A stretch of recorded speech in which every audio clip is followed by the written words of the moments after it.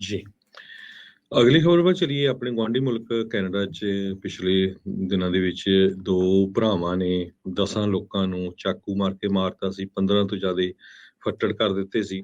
ਸੋ ਇੱਕ ਭਰਾ ਦੀ ਲਾਸ਼ ਤਾਂ ਜਿਹੜੇ 2 ਜਾਣੇ ਮਾਰਨ ਵਾਲੇ ਸੀ, ਉਹਨਾਂ 'ਚੋਂ ਇੱਕ ਜਾਣੇ ਦੀ ਬੋਡੀ ਜਿਹੜੀ ਆ ਉਹ ਮਿਲ ਗਈ ਸੀ। ਸੋ ਇੱਕ ਦੀ ਜਿਹੜੀ ਖੋਜ ਆ ਉਹ ਹਜੇ ਤੱਕ ਵੀ ਜਾਰੀ ਹੈਗੀ ਆ। ਇਹ ਅਮਰੀਕਾ ਦੀ ਕੈਨੇਡਾ ਦੀ ਹਿਸਟਰੀ ਦੇ ਵਿੱਚ ਬਹੁਤ ਹੀ ਵਰਸਟ ਮਾਸ ਸਟੈਬਿੰਗ ਸੀਗੀ, ਜਿਹਦੇ ਵਿੱਚ 10 ਜਣਿਆਂ ਦੀ ਮੌਤ ਹੋਈ, 18 ਜਾਣੇ ਫੱਟੜ ਹੋਏ ਤੇ ਕਾਫੀ ਲੰਮਾ ਏਰੀਆ ਜਿੱਥੇ 13 ਕ੍ਰਾਈਮ ਸੀਨ ਹੋਏ, ਲਗਭਗ 2-250 ਕਿਲੋਮੀਟਰ ਦਾ ਏਰੀਆ, ਜਿੱਥੇ ਉਹਨਾਂ ਨੇ ਵੱਖ-ਵੱਖ ਜਗ੍ਹਾ ਦੇ ਉੱਤੇ ਚਾਕੂ ਮਾਰੇ ਸੀ। ਸੋਮਵਾਰ ਸਵੇਰੇ ਡੈਮੀਅਨ ਸੈਂਡਰਸਨ 31 ਸਾਲਾਂ ਦਾ, ਉਹਦੀ ਬੋਡੀ ਲੱਭ ਗਈ ਸੀ, ਜੋ ਜੇਮਸ ਸਮਿਥ ਕ੍ਰੀ ਨੇਸ਼ਨ ਆ, ਜਿਸ ਏਰੀਏ ਦੇ ਉੱਤੇ ਇਹਨਾਂ ਨੇ ਸਟੈਬਿੰਗ ਕੀਤੀ ਸੀ।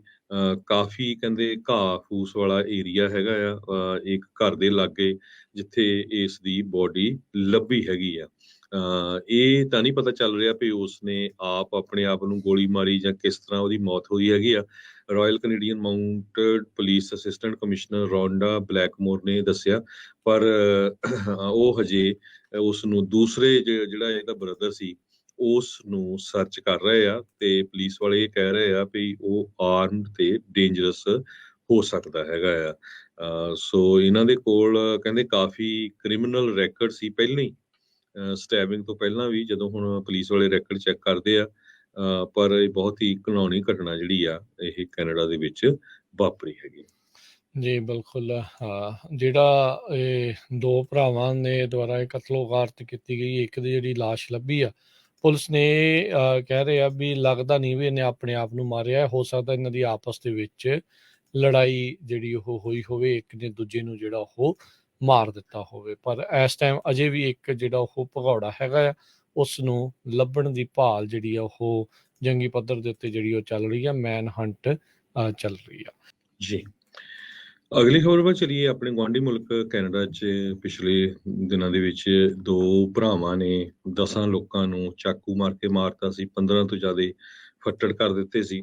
ਸੋ ਇੱਕ ਭਰਾ ਦੀ ਲਾਸ਼ ਤਾਂ ਜਿਹੜੇ 2 ਜਾਣੇ ਮਾਰਨ ਵਾਲੇ ਸੀ, ਉਹਨਾਂ 'ਚੋਂ ਇੱਕ ਜਾਣੇ ਦੀ ਬੋਡੀ ਜਿਹੜੀ ਆ ਉਹ ਮਿਲ ਗਈ ਸੀ। ਸੋ ਇੱਕ ਦੀ ਜਿਹੜੀ ਖੋਜ ਆ ਉਹ ਹਜੇ ਤੱਕ ਵੀ ਜਾਰੀ ਹੈਗੀ ਆ। ਇਹ ਅਮਰੀਕਾ ਦੀ ਕੈਨੇਡਾ ਦੀ ਹਿਸਟਰੀ ਦੇ ਵਿੱਚ ਬਹੁਤ ਹੀ ਵਰਸਟ ਮਾਸ ਸਟੈਬਿੰਗ ਸੀਗੀ, ਜਿਹਦੇ ਵਿੱਚ 10 ਜਣਿਆਂ ਦੀ ਮੌਤ ਹੋਈ, 18 ਜਾਣੇ ਫੱਟੜ ਹੋਏ ਤੇ ਕਾਫੀ ਲੰਮਾ ਏਰੀਆ ਜਿੱਥੇ 13 ਕ੍ਰਾਈਮ ਸੀਨ ਹੋਏ, ਲਗਭਗ 2-250 ਕਿਲੋਮੀਟਰ ਦਾ ਏਰੀਆ, ਜਿੱਥੇ ਉਹਨਾਂ ਨੇ ਵੱਖ-ਵੱਖ ਜਗ੍ਹਾ ਦੇ ਉੱਤੇ ਚਾਕੂ ਮਾਰੇ ਸੀ।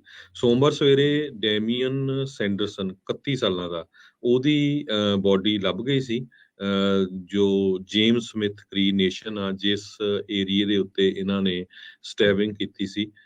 ਕਾਫੀ ਕਹਿੰਦੇ ਘਾਹ ਫੂਸ ਵਾਲਾ ਏਰੀਆ ਹੈਗਾ ਆ, ਇੱਕ ਘਰ ਦੇ ਲਾਗੇ ਜਿੱਥੇ ਇਸ ਦੀ ਬੋਡੀ ਲੱਭੀ ਹੈਗੀ ਆ।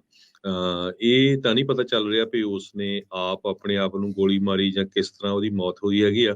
Royal Canadian Mounted Police Assistant Commissioner Rhonda Blakemore ਨੇ ਦੱਸਿਆ, ਪਰ ਉਹ ਹਜੇ ਉਸ ਨੂੰ ਦੂਸਰੇ ਜਿਹੜਾ ਇਹਦਾ ਬ੍ਰਦਰ ਸੀ, ਉਸ ਨੂੰ ਸਰਚ ਕਰ ਰਹੇ ਆ ਤੇ ਪੁਲਿਸ ਵਾਲੇ ਇਹ ਕਹਿ ਰਹੇ ਆ ਵੀ ਉਹ ਆਰਮਡ ਤੇ ਡੇਂਜਰਸ ਹੋ ਸਕਦਾ ਹੈਗਾ ਆ। ਸੋ ਇਹਨਾਂ ਦੇ ਕੋਲ ਕਹਿੰਦੇ ਕਾਫੀ ਕ੍ਰਿਮੀਨਲ ਰੈਕੋਰਡ ਸੀ ਪਹਿਲਾਂ ਹੀ, ਸਟੈਬਿੰਗ ਤੋਂ ਪਹਿਲਾਂ ਵੀ, ਜਦੋਂ ਹੁਣ ਪੁਲਿਸ ਵਾਲੇ ਰੈਕੋਰਡ ਚੈੱਕ ਕਰਦੇ ਆ। ਪਰ ਇਹ ਬਹੁਤ ਹੀ ਘਿਨੌਣੀ ਘਟਨਾ ਜਿਹੜੀ ਆ ਇਹ ਕੈਨੇਡਾ ਦੇ ਵਿੱਚ ਵਾਪਰੀ ਹੈਗੀ। ਜੀ ਬਿਲਕੁਲ। ਜਿਹੜਾ ਇਹ 2 ਭਰਾਵਾਂ ਨੇ ਦੁਆਰਾ ਇਹ ਕਤਲੋਗਾਰਤ ਕੀਤੀ ਗਈ, ਇੱਕ ਦੀ ਜਿਹੜੀ ਲਾਸ਼ ਲੱਭੀ ਆ, ਪੁਲਿਸ ਨੇ ਕਹਿ ਰਹੇ ਆ ਵੀ ਲੱਗਦਾ ਨਹੀਂ ਵੀ ਇਹਨੇ ਆਪਣੇ ਆਪ ਨੂੰ ਮਾਰਿਆ। ਹੋ ਸਕਦਾ ਇਹਨਾਂ ਦੀ ਆਪਸ ਦੇ ਵਿੱਚ ਲੜਾਈ ਜਿਹੜੀ ਉਹ ਹੋਈ ਹੋਵੇ, ਇੱਕ ਨੇ ਦੂਜੇ ਨੂੰ ਜਿਹੜਾ ਉਹ ਮਾਰ ਦਿੱਤਾ ਹੋਵੇ। ਪਰ ਇਸ ਟਾਈਮ ਅਜੇ ਵੀ ਇੱਕ ਜਿਹੜਾ ਉਹ ਭਗੌੜਾ ਹੈਗਾ ਆ, ਉਸ ਨੂੰ ਲੱਭਣ ਦੀ ਭਾਲ ਜਿਹੜੀ ਆ ਉਹ ਜੰਗੀ ਪੱਧਰ ਦੇ ਉੱਤੇ ਜਿਹੜੀ ਉਹ ਚੱਲ ਰਹੀ ਆ, ਮੈਨ ਹੰਟ ਚੱਲ ਰਹੀ ਆ।